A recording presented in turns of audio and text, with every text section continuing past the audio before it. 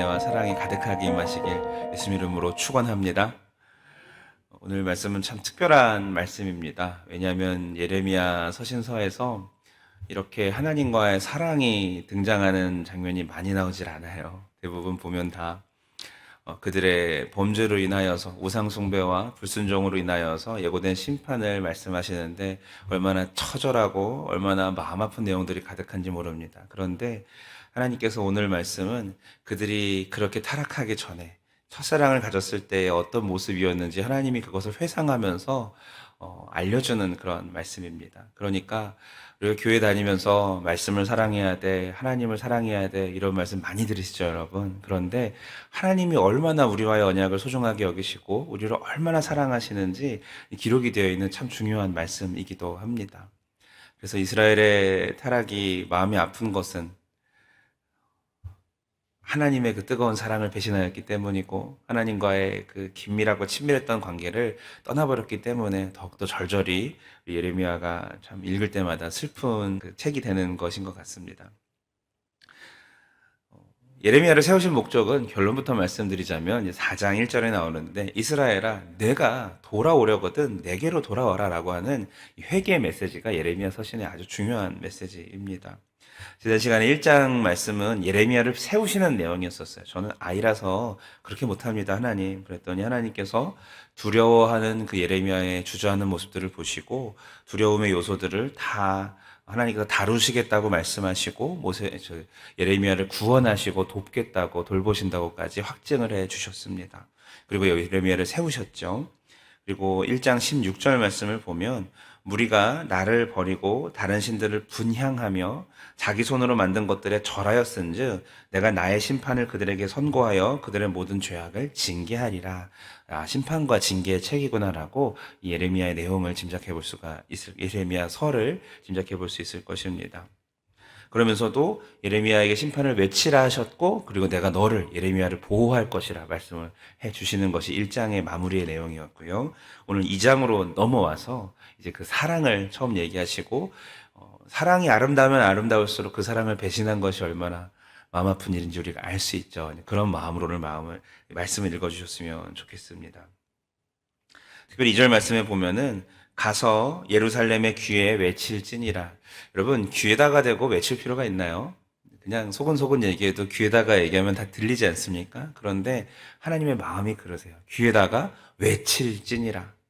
그 하나님의 마음이 담겨있는 하나님의 그 절절한 마음이 담겨있는 이스라엘을 향한 사랑이 뜨거웠던 만큼 지금의 이 타락한 모습이 얼마나 마음 아파하시는지 이 남유다 말미의 시기에 하나님께서 하시는 말씀입니다. 두 가지를 배신했기 때문에 그렇습니다. 첫 번째는 한번 따라해 봅시다. 친밀함. 네, 친밀감에서부터 벗어났기 때문에 그렇습니다. 오늘 우리가 회복해야 될 말씀이기도 하겠죠. 이렇게 말씀하셨어요. 친밀감을 얘기하면서 청년 때의 인애와 신혼 때의 사랑을 기억한다 라고 하나님께서 말씀하셨습니다. 많은 민족 중에서 하나님의 일방적인 은혜로 아브라함을 선택하시고 또 민족을 이스라엘을 만들어 가셨죠. 출애굽 사건을 통해서 먼저 하나님의 사랑이 무엇인지 이스라엘에게 넘치는 강대국 이집트를 초토화시키고 사막에서도 그들을 이끌어내시며 하나님의 산 신의 산에서 영원한 언약들을 체결하셨습니다. 이스라엘 역시 하나님 앞에 순종하여서 그 언약을 소중히 여기고 오직 하나님만 사랑하고 섬길 것을 맹세하였고 모세를 통하여서 그런 신앙들이 자리 잡기 시작하여서 하나님께서 성막, 그들 안에 성전 삼아 거하시는 역할까지 주셨죠. 그리고 씨 뿌리지 못하는 땅 광야처럼 아무런 소망이 없는 곳에서도 하나님과 가까이만 있으면 된다는 그런 친밀감을 가지고 살았던 민족이 이스라엘입니다. 여러분 사막에 무슨 누릴 것이 있겠습니까? 사막에 무슨 즐거움이 있겠습니까? 광야 40년 동안 그들이 무슨 그것에서 무슨 성공을 추구했겠습니까? 딱 한 가지, 하나님의 때가 언제일까를 궁금해하면서 온 백성이 그 길로 걸어가지 않았었습니까? 하나님은 그 시절을 기억하고 계세요. 곧 씨 뿌리지 못하는 땅, 그 광야에서 너희들이 나를 따르지 않았느냐라고 1절에서 말씀하고 계십니다. 이것은요, 다른 어떤 은혜가 아니라 하나님의 얼굴을 구하는 삶을 말합니다. 하나님 저 아무것도 없어도 하나님 한 분만 있어요. 있으면 돼요라는 마음으로 살았던 그 시절을 하나님 회상하시는 거예요. 너네 그런 아이들이었어 라면서 이스라엘 백성을 그리워하시는 그런 모습이죠. 아무런 조건 없이 여러분 하나님 사랑하실 수 있으시겠습니까? 내가 가진 모든 소유나 관계나 지위나 이런 것들이 다 사라진다 하여도 변함없이 하나님 앞에 지금처럼 하나님 앞에 뜨거운 사랑을 들으실 수 있으시겠습니까? 하나님께서 바라보시는 마음은 그거예요. 그 중심에서 불붙는 마음으로 하나님과의 깊은 친밀감을 가지고 아무것도 누릴 수 있는 게 없고 모든 것이 불편한 상황 속에서도 오직 하나님께 딱 붙어 있는 그런 삶을 하나님께서 원하십니다. 내 영혼이 은총 입어. 찬양 기억하시죠? 초막이나 궁궐이나 그 어디나 내가 하나님과 함께 있으면 그곳이 하늘나라인 것. 여러분 그 삶을 사시길 예수 이름으로 축원합니다. 하나님, 이 당하고 있는 이 아픔을 거두어가지 않으셔도 괜찮습니다. 저는 주님만 있으면 됩니다. 이 고난 통해서 주님을 얻을 수 있다면 저는 만족합니다. 이 아픔을 통해서 주님의 마음을 조금이나마 깨달을 수 있다면 하나님 그걸로 행복합니다. 이런 정도의 깊은 믿음이 있었던 그 시절. 기도한다고 광야가 초원으로 바뀌진 않을 거예요. 그죠? 많은 것이 불편했겠지만 그래도 하나님과 함께 하시니 눈을 들어 하늘을 보면 구름 기둥과 불 기둥이 있고 저 성막에서 날마다 제사를 드리는 그 연기가 불타오르고 있고 지성소에 하나님의 임재가 가득한 그 모습만 봐도 아 이것이 하나님이 계신 곳이구나라고 생각할 수 있는 여러분 그런 정말 기본적이고 원초적이고 하나님과 아주 깊은 그 소통만 있으면 모든 것이 감사한 그런 신앙을 회복하시길 예수 이름으로 축원합니다. 네. 두 번째는 첫 번째가 친밀감이었다면 아무것도 없어도 하나님만 있으면 돼요라고 했던 하나님과의 친밀감이었다면 두 번째로 하나님이 말씀하신 것은 따라해 봅시다. 신실함. 네, 신실함입니다. 우리가 하나님께서 기뻐하시는 회복해야 될 것은 신실함이죠. 광야에서 나를 따랐습니다. 그림자처럼 딱 붙어서 하나님 곁에 있는 이스라엘의 모습을 생각해 보십시오. 그 구름 기둥 바깥으로 나가지 않으려는 그 마음을 생각해 보십시오. 하나님이 먼저 사랑하셨고 그 반응으로 이스라엘 백성이 하나님을 따랐습니다. 생존할 수 없는 씨 뿌리질 수 없는 그런 땅, 못하는 땅에서 우리들의 노력들이 다 사실 쓸모없어 보이는 그런 땅이죠. 거기는 철저히 하나님만 의지했던 사람들입니다. 백성들이 신실했던 시절, 하나님 말고 의지할 수 있는 다른 것이 아무것도 없었던 그 시절. 하나님만 있으면 되는 그 시절. 그래서 하나님과 붙어 있는 그 신실함, 변하지 않는 마음으로 주님과 동행하였던 그것을 하나님께서 바라보고 계십니다. 우리가 하나님 앞에 나아가 살아갈 때 주님 저는 이것도 있어야 됩니다라고 고백할 때 그러니까 우리들의 믿음의 초점이 하나님 외에 다른 것으로 분산되기 시작할 때 신앙의 어려움이 찾아오기 시작하는 것이겠죠. 여러분 주님 한 분만으로 만족하시고 주님과만 동행하시는 저 여러분 되시길 축복합니다. 변치 않는 그런 마음이 신실함이죠. 그런 믿음을 갖기를 바랍니다. 3절을 보면은요. 이스라엘은 여호와를 위한 성물 곧 그 소산의 첫 열매니라. 성물과 열매라는 말씀을 쓰였어요. 성물은 구별하여서 거룩하게 하나님 앞에서 지켜져야 될 그런 제물을 말하죠. 그리고 첫 열매를 말합니다. 그러니까 성물은 하나님 앞에 드려지는 가장 중요한 것이고 최상의 것을 의미한다면 첫 열매는 여러분 첫 열매가 있으면 뭐가 있죠? 두 번째, 세 번째, 네 번째 열매가 있다는 말씀이죠. 이스라엘 백성을 구원한 것은 이방인 온 인류를 구원하기 위한 첫 열매로 그들을 세우신 것이라는 그런 뜻인데 첫 열매가 하나님 앞에 강건하게 잘 맺혀야 제가 예전에 그 빠게와 테에나를 말씀드린 적이 있죠. 무화과 나무에 첫 열매를 맺지 않으면 뒤에 나무 열매도 없기 때문에 하나님께서 무화과 나무를 저주한 것이 예수님께서 그 예루살렘을 들어가실 때 저주했다고 말씀을 하셨죠. 그것처럼 첫 열매인 이스라엘이 제대로 익어야 그 뒤에 이방인들을 구원할 수 있는 것인데 그들이 그 사명을 감당하지 못하면 어쩌겠습니까? 그러니까 성물이라는 말씀은 그들이 얼마나 가장 중요하고 최상의 것을 하나님 앞에 드려진 자들인지 그리고 첫 열매라는 말은 하나님 앞에서 이 땅의 구원 사역을 시작하시는 가장 중요한 첫 번째 단추를 잘 끼워야 된다는 그런 첫 열매의 개념인 것이죠.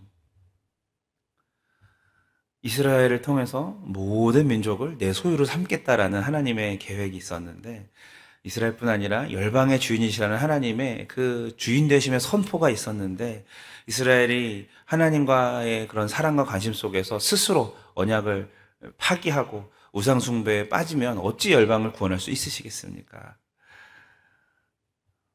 참 마음 아픈 일이죠, 그렇죠? 우리의 존재가 그렇다라는 거예요. 하나님 앞에 우리는 하나님께서 구별하시는 성별된 존재들임을 믿습니다. 그리고 우리가 첫 열매라면 두 번째, 세 번째 열매가 우리를 통해 맺히실 것을 믿습니다. 하나님 우리를 보는 관점이 이르시다라는 거예요. 단지 한 사람의 박진용을 보는 것이 아니라 저를 통해서 이루어 가실 열매들을 하나님이 보신다는 것입니다. 우리를 보시는 하나님의 마음을 여러분 깨닫길 축복합니다. 또한 그 누구라도 하나님을 믿는 우리를, 하나님을 믿는 이스라엘 백성을 삼키려 한다면 하나님께서 그들을 모두 벌을 내리시겠다고 합니다. 너를 축복하는 자에게는 복을, 저주하는 자에게는 저주를 내리신다는 아브라함에 가셨던 언약을 그대로 지금 이스라엘에게 다시 한번 상기시키고 있으시죠. 하나님께 구별된 재물은요, 하나님께서 허락하신 범위 내에서만 먹을 수 있었습니다. 제사장들이. 레위 족속들이 그랬죠. 이스라엘 백성은 하나님께서 구별하신 하나님의 백성들인데 만약에 그들을 누가 건드리면 하나님의 거룩함을 침해하는 것과 같아서 하나님께서 보복하시겠다라는 말씀입니다. 역사적으로도 보면 북이스라엘을 점령했던 아수르도 그리고 남유다를 점령했던 지금 이렇게 진행 중에 있는 바벨론도 하나님께서 다 쳐버리십니다. 아말렉도 그랬고요. 뭐 다 그래요.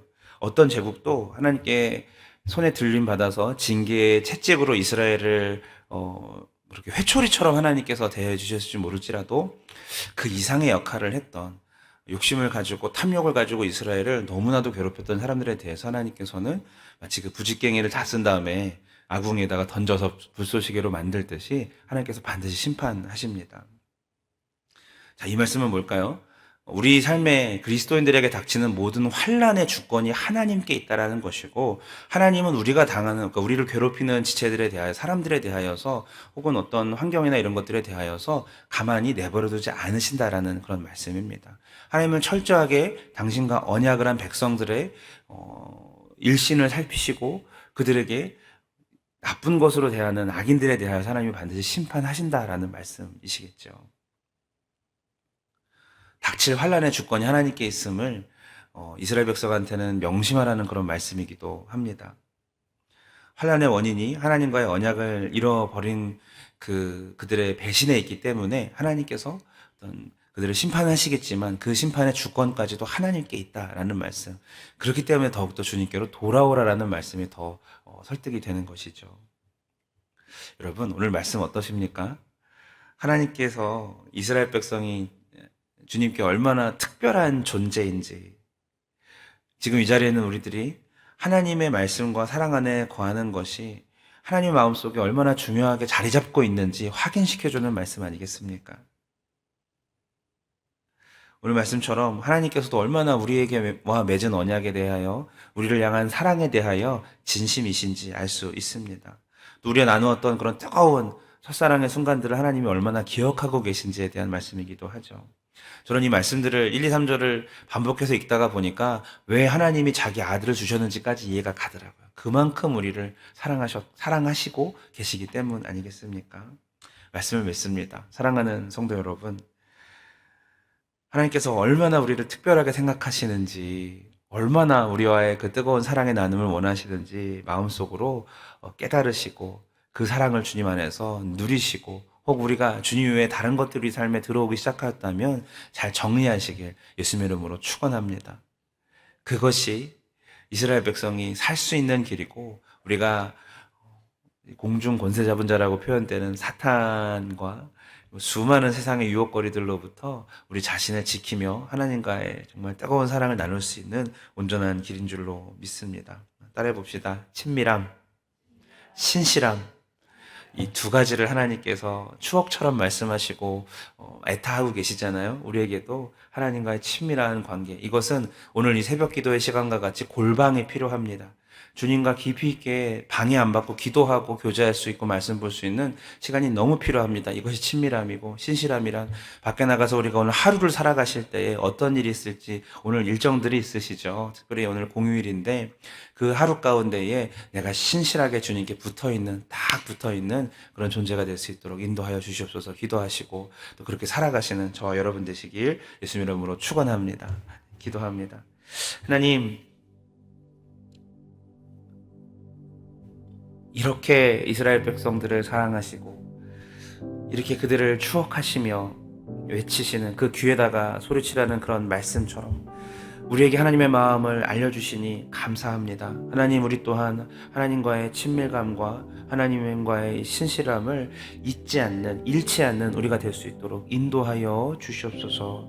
우리가 늘 주님 앞에 붙어 있으며 하나님의 마음을 시원케 해드리는 믿음의 사람들 될 수 있도록 인도하여 주시고, 죄와 상관없으시고 죄를 미워하시는 주님 앞에 우리 또한 하나님 주님을 사랑함으로써 모든 죄에서 멀어질 수 있도록 인도하여 주시옵소서. 하나님, 우리가 율법적으로 이것저것 하지 말아야 되는 것들, 이것저것 하나님 앞에 해드려야 되는 것들, 이런 것에 초점을 맞추기 이전에 먼저 하나님을 이렇게 뜨겁게 사랑하게 하시고 신실하게 주님께 붙어있으려 노력하는 이 중심을 허락하여 주셔서 좌로나 우로나 치우치지 아니하고 주님 앞에 온전히 믿음의 길을 걸어내는 우리 모두가 될 수 있도록 인도하여 주시옵소서. 예수님의 이름으로 기도합니다. 아멘.